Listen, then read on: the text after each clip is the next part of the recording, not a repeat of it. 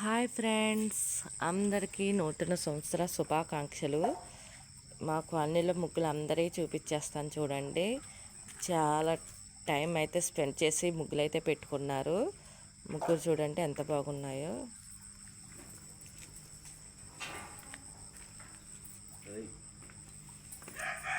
రమ్య గీతాలు అయితే సింపుల్గా పెట్టండి అమ్మా, నేనైతే ముగ్గుల కాడైతే కూర్చోలేను అన్నానండి. నేను చాలా సింపుల్గా పెట్టేశారు. డిజైన్ అయితే సెలలో కొట్టేసి సింపుల్గా పెట్టేశారు, కానీ బాగా వచ్చింది కదా. నాకు ఎల్లోస్ బాగా నచ్చినాయి అనమాట. లోన్ ఎల్లోస్ దుద్దారు చూసారా, చాలా బాగా వచ్చాయి.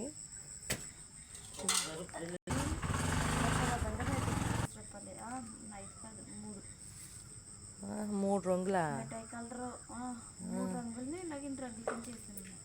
చా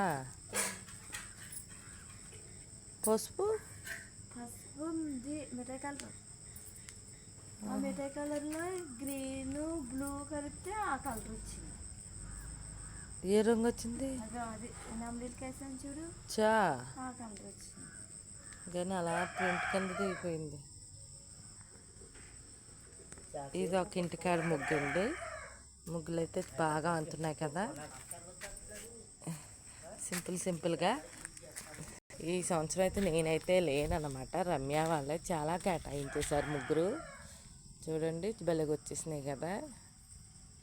ఇవన్నీ మా కాలనీలో పెట్టుకున్నారనమాట. అలాగా రాత్రులు పడుకోకుండా అందరు ముగ్గులు చూసి అప్పుడు పడుకునే వాళ్ళమండి. నేనైతే రాత్రి ఎక్కువ సమయం అయితే కేటాయించలేదు, పిల్లలు అయితే కేటాయించారు. చూడండి చాలా కష్టం అన్నమాట, కాకపోతే బాగానే తీర్చారు కదా డిజైన్ అయితే.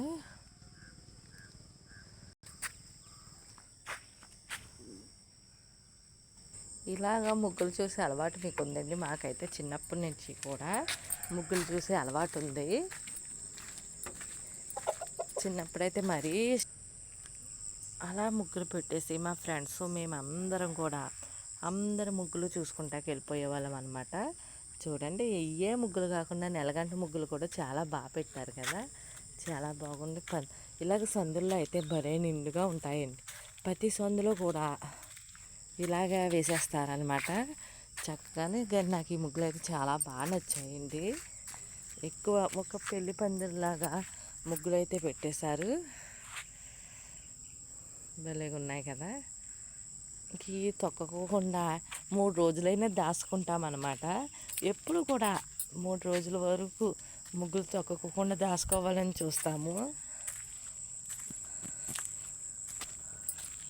ఇలాగున్నాయండి మా హ్యాపీ న్యూ ఇయర్ ముగ్గులు అయితే.